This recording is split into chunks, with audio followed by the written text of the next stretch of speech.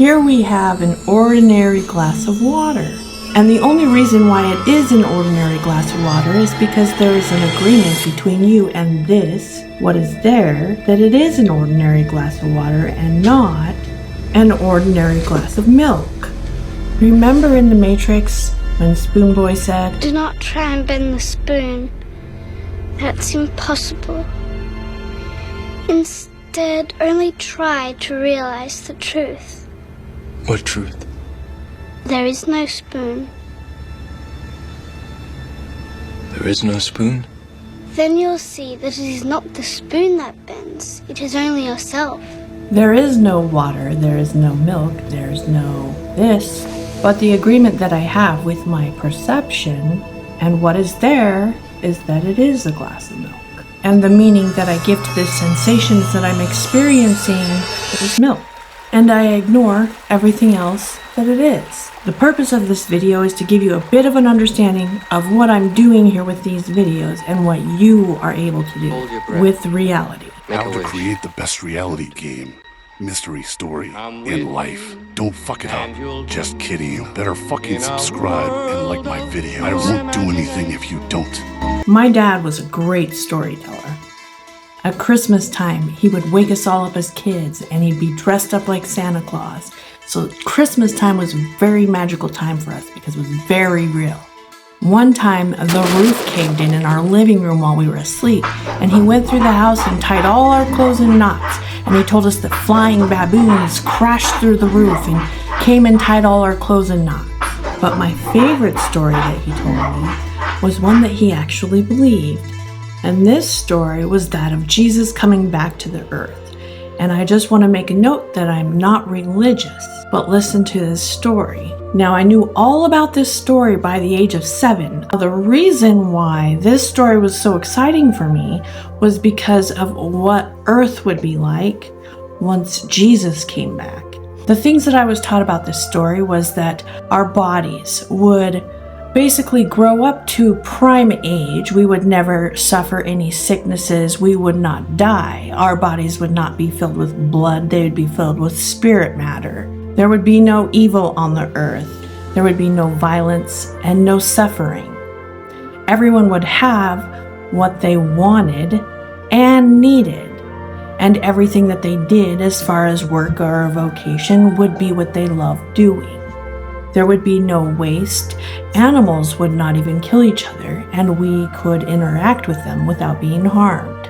And in case anyone is wondering, my dad was LDS or Mormon in the Church of Jesus Christ of Latter-day Saints, which is where he got many of these beliefs. But when I was young, I was like, Dad, I want that to happen now. When will that happen?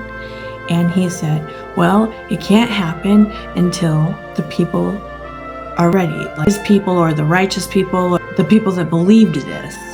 And I said, well, what does ready mean? And he said, because I wanted to know what I had to do. And he said, it has nothing to do with following the rules or what you would do. He said, think about it, Sonia.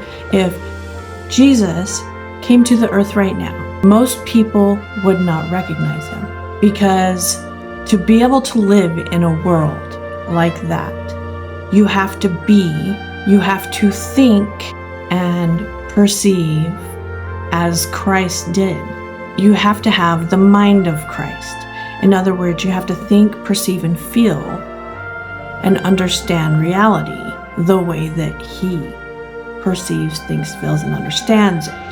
So then, of course, I had to understand how he understood.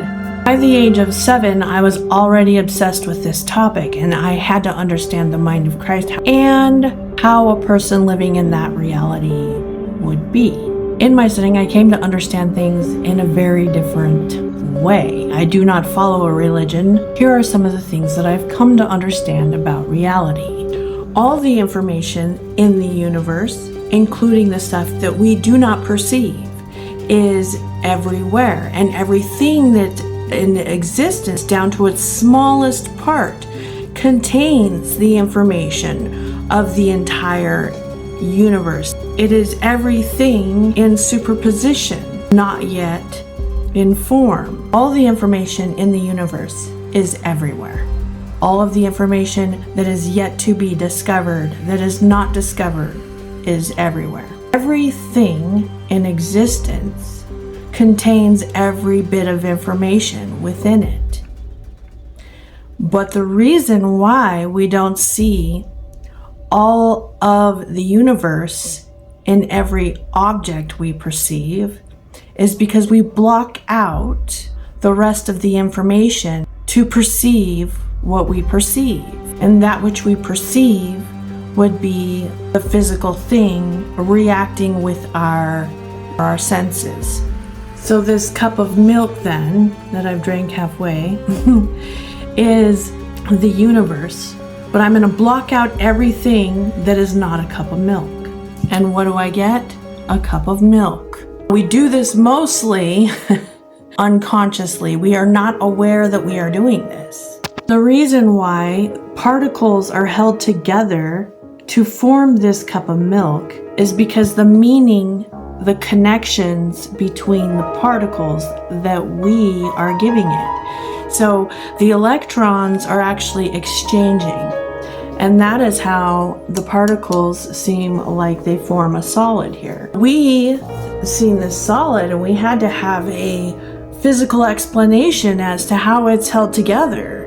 And so this is why we discovered electrons that are exchanging with each other to seem to hold together this solid thing. Now, if we removed all of the meaning to what we were looking at, this would literally disappear. All of the empty space around me and in the universe that contains the dark matter, dark energy that they talk about, it's because we haven't given it meaning.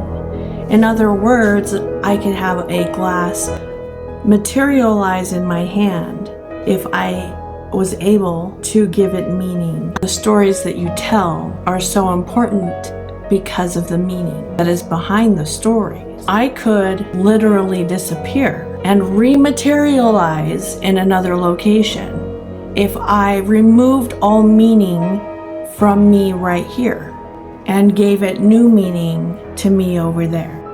Everything, if it were to fold in on itself and you looked beneath the surface, it's all connected as if it were a ball. On that ball were spikes, like protrusions, and those spikes, they seemed like individuals, like my hands.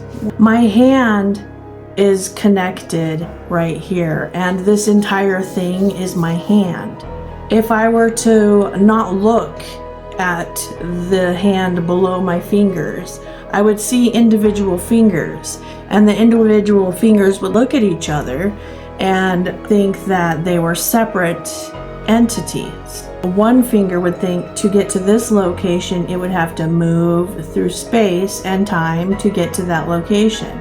But if the finger realized it was the hand, it wouldn't have to move through space and time to get to the other location. It would just have to realize it's already at the other location. It's already at another time. Now this then makes me realize that I don't know who the fuck I am. I think I'm this finger and I'm really this hand. But who or what is that, and what can I do? Everything is like a pattern. You can see patterns all over in the universe. Have you heard of a fractal? They're patterns that repeat. So everything that I see, every person I experience, is a pattern. And that pattern repeats. And those patterns that I'm seeing are the patterns that I'm believing or living by within myself. And they're showing me who I am or what I believe about myself. Now the thing is the patterns change with me changing the more I understand myself. Everything outside of me is a symbol. But if I realize that it is a symbol for an underlying pattern, energetic pattern, and it's a pattern within myself, then I can also see how that symbol applies to other areas in my life, because like a fractal, it repeats in different areas, but also I can find the pattern within me. These patterns are like They're habitual. We repeat the same thing over and over again. That's why we tend to stay the same person from 1 minute to the next. If these patterns changed drastically, if the pattern of who you are was suddenly changed, I could be a completely different being. I could be a tiger. I could morph into a tiger if I could suddenly change that pattern. Now, there's nothing stopping me from doing that except for myself. So in realizing that I have all of the information in the universe within me, but I don't recognize it, and I'm a living being from a pattern of what I believe that I am, most of it is subconsciously, I'm not even aware of it, then that pattern is shown to me from the outside world. So what's been happening in my life is there's starting to be rapid changes, and it is because I recognize that outside of me is showing me the pattern inside of me. So there is no spoon. The pattern of the spoon inside of me is seeing the pattern of the spoon outside of me.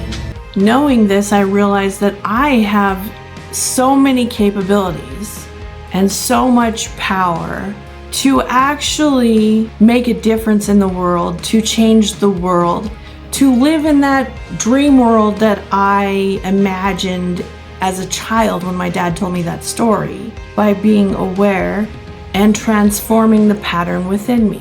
So when I see something in front of me, whether it's a person, it's a video, it's in my environment, or within nature, I'm looking at it and asking it what it's showing me about myself and who I am. And I'm writing a story of my life and what I'm about to experience. And the story that I'm writing, it makes life feel very magical and like a mystery to be solved. And in my future videos, I'll be demonstrating this. And you can follow along and see how what you're watching from me is actually a reflection of the pattern within you, and see what you're learning about yourself. And in doing this, the whole world can change, all of reality. I already did a short video showing how I can affect an app on my phone, but I do it with my reality all of the time. And this is how, but you won't get it until you do. And that is, when you see something like this glass of milk, and you think, it's a glass of milk, that's just what it is. You've determined what it is. And the moment you have stopped asking questions about this glass of milk, it's already started to decay and die. Entropy. But when you look at this glass of milk and you ask it questions, you wonder what it's telling you about yourself. What does it mean? When you do that, you will receive answers. And you'll receive answers from the outside world. They'll stop popping up, pop, pop, pop, pop. Or you'll get things in your head. Sometimes you'll listen to music, you'll see videos. But the more you do it, the more effective it is, because patterns are habitual. The more you do them, like playing an instrument, the easier it flows. You get in the flow. So the more you do it, and the attitude you do it in too, because you can do it with fear. If you do it with fear, you can bring in some really fearful things into your life. But if you do it with awe and wonder, for me, I'm always feeling like I'm in an enchanted forest. Like looking around like, whoa, what is that trying to show me about myself? I can fly? Like, you know, these are the types of things that go through my mind. I'm like, I can fly? I wonder how. And then I get answers. They show me how I can. And the more questions that I ask and the more wonder that I have, the more answers I get. And the closer I get to actually doing it. So enjoy the shows and your life.